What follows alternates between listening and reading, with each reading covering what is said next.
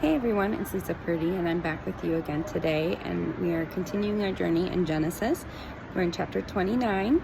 I'm hoping that this is helping you. I know there's a lot of versions of the Bible out there that they read to you, but my heart is that this helps you get into the Word and kind of see that it is for everyone. It's supposed to help renew your mind and help rebalance you and get you, strong again.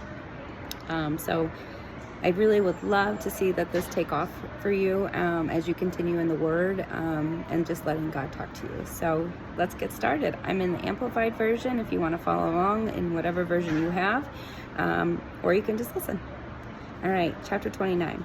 Then Jacob went briskly and cheerfully on his way 400 miles and came to the land of the people of the east. And he looked, he saw a well in the field, and behold, there were 3 flocks of sheep lying by it. For out of that well the flocks were watered. The stone on the well's mouth was a big one. And when all the flocks were gathering there, the shepherds would roll the stone from the well's mouth, water the sheep, and replace the stone on the well's mouth. And Jacob said to them, "My brothers, where are you from?" And they said, "We are from Haran." Jacob said to them, "Do you know Laban, the grandson of Nahor?" And they said, "We know him." He said to them, Is it well with him?" And they said, "He is doing well. And behold, here comes his daughter Rachel with his sheep." He said, "The sun is still high. It is a long time yet before the flocks need to be watered in their folds. Why not water the sheep and return them to their pasture?" But they said, "We cannot until all the flocks are gathered together." Then the shepherds rolled the stone from the well's mouth, and they watered the sheep. While he was still talking with them, Rachel came with her father's sheep, for she shepherded them. When Jacob saw Rachel's daughter of Laban, his mother's brother, and the sheep of Laban, his uncle, Jacob went near and rolled the stone from the well's mouth and watered the flock of his uncle Laban. Then Jacob kissed Rachel, and he wept aloud. Jacob told Rachel he was her father's relative, Rebekah's son, and she ran and told her father. Hold up. He just meets this girl and decides to kiss her. You're like, how did that unfold? How did she take that?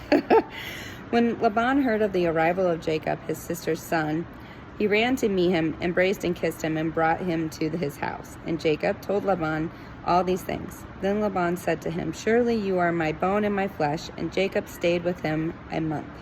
Then Laban said to Jacob, "Just because you are my relative, should you work for me for nothing? Tell me, will your wages be? What shall your wages be?"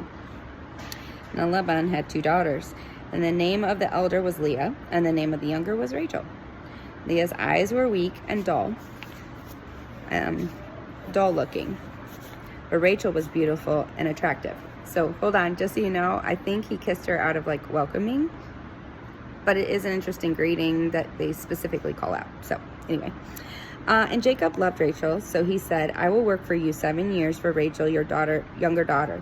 And Laban said, "It is better that I give her to you than to another man. Stay and live with me." And Jacob served 7 years for Rachel, and they seemed to him but a few days because of the love he had for her. Finally Jacob said to Laban, "Give me my wife, for my time is completed, so that I may take her to me." And Laban gathered together all the men of the place and made a feast with drinking.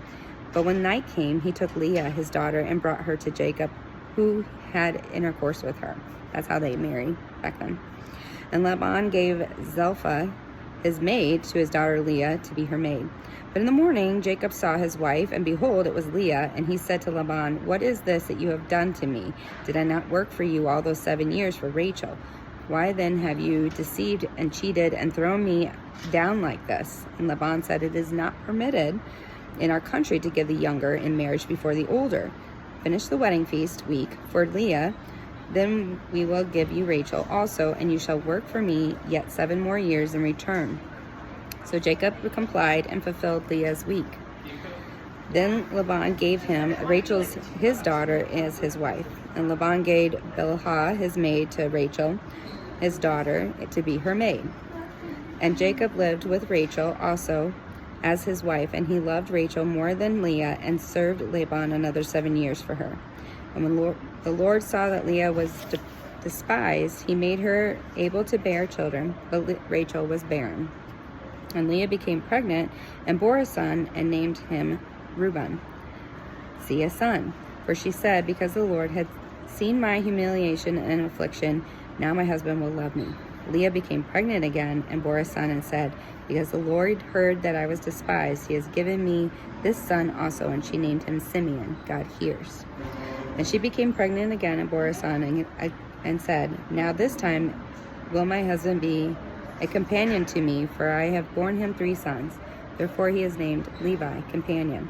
Again she conceived and bore a son, and she said, now I will praise the Lord. So she called him Judah, praise. Then for a time she ceased bearing.